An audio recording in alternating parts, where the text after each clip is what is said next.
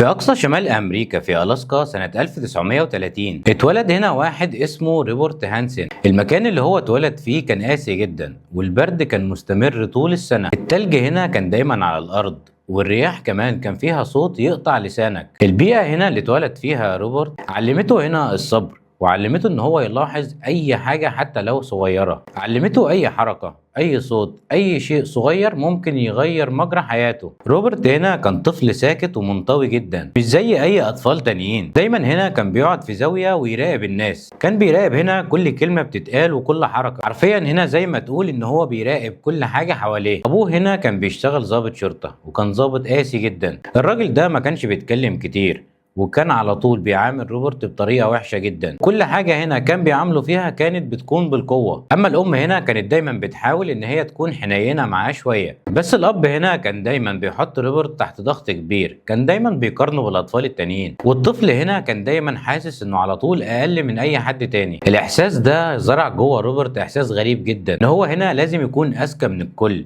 واشطر كمان من الكل، بس محدش يشوفني. في المدرسه هنا روبرت كان شاطر، بس كان منطوي، ما كانش بيحب يقعد مع حد، ولا اصلا حد بيحب يقعد معاه. لكن روبرت هنا كان مركز جدا، وكان بيحلل كل كلمه بتتقال في المدرسه، وكان بيحلل كل نظره وكل تصرف. اي طفل هنا مكانه كان ممكن يتوه وسط الناس، ولكن روبرت كان مركز معاهم قوي. روبرت هنا كان بيسجل كل حاجه جوه دماغه بالتفاصيل الممله. كبر هنا روبرت ودخل الجامعه، درس الكيمياء وبعدين درس المحاسبة. كل خطواته هنا كانت محسوبة. وهنا بعد التخرج دخل كلية الشرطة، ودي هنا كانت أول خطوة حقيقية في حياته المهنية. المكان ده علمه النظام والانضباط، واللي هيخليه بعد كده أخطر جاسوس جوه الاف بي اي. سنة 1976 روبرت هنا التحق بالاف بي اي. أول يوم هنا روبرت حس إحساس غريب جدا، حس احساس بالسلطه. احساس هنا ان هو جوه نظام اكبر من اي حاجه شافها قبل كده. واحساسه كمان هنا كان بيقول له انت هتعرف معلومات محدش يقدر يعرفها غيرك. الشغل الاول هنا كان اداري، متابعه ملفات وتسجيل معلومات، واحيانا كمان مراقبه اماكن صغيره. لكنه هنا كان شايف ان الشغل ده تدريب على السيطره على المعلومات، وتحليل كمان السلوك البشري. ساعات طويله هنا كان بيراقب اي زميل واي ضابط،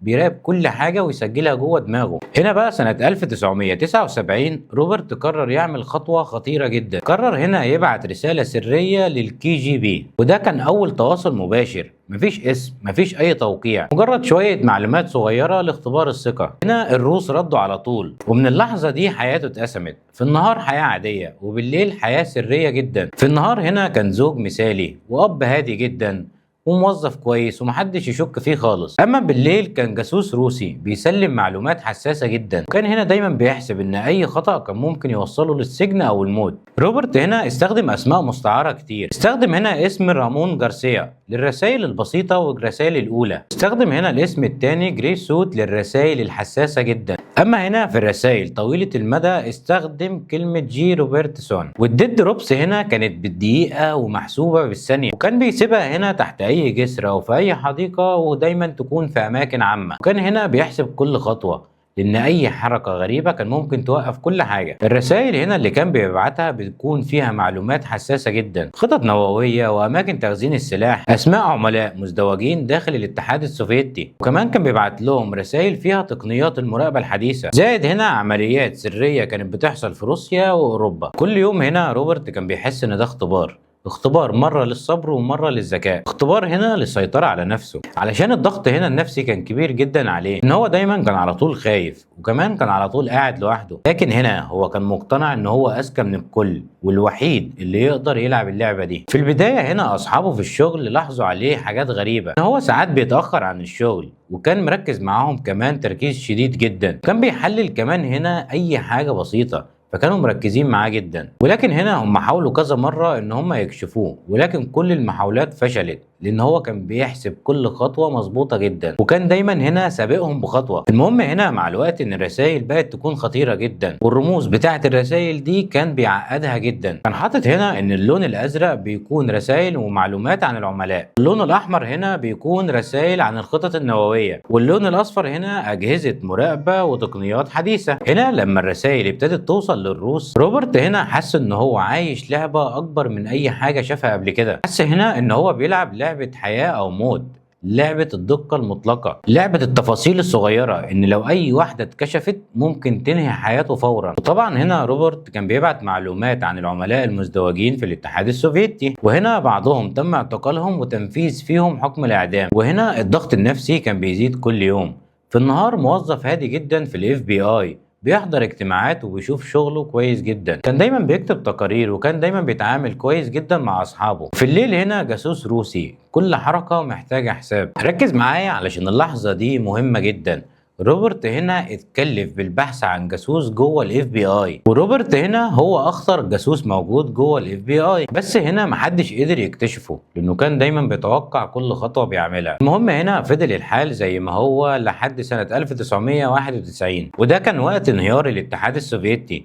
روبرت هنا وقف الرسائل، وقف ان هو يبعت اي حاجه. في الفتره دي كان عايش اكتر فتره فيها خوف وضغط، لكن بعد فتره هو موقفش وفضل يبعت رسائل تانية ولكن اخطر واقوى من اللي قبليها. بس المره دي كان متراقب قوي من الاف بي اي، بداوا يلاحظوا عليه حاجات غريبه، سلوكه بيتغير دايما وتركيزه هنا المبالغ في ملفات معينه. وزي ما قلت لكم هنا ان كل محاوله منهم كانت بتفشل لان دايما سابقهم بخطوه. لكن هنا في سنه 2001 بعد 20 سنه من التجسس، روبرت هنا قرر ان هو يبعت اخر رساله، وهنا اخد اخر رساله وراح حديقه عامه في فيرجينيا علشان يسيبها بعيد عن اي عين بشريه. وكان هو ماشي بيحسب كل حركة بيعملها. في اللحظة اللي هو كان بيحط فيها الوثائق دي، في كاميرا صغيرة سجلت وصورت كل خطوة هو بيعملها. وهنا فريق الاف بي اي كان واقف قريب من المكان وكان بيتابع كل خطواته خطوة خطوة. ودي اللحظة اللي انتهت فيها حياة الجاسوس اللي خدع امريكا اكتر من 20 سنة. روبرت هنا اتقبض عليه فورا،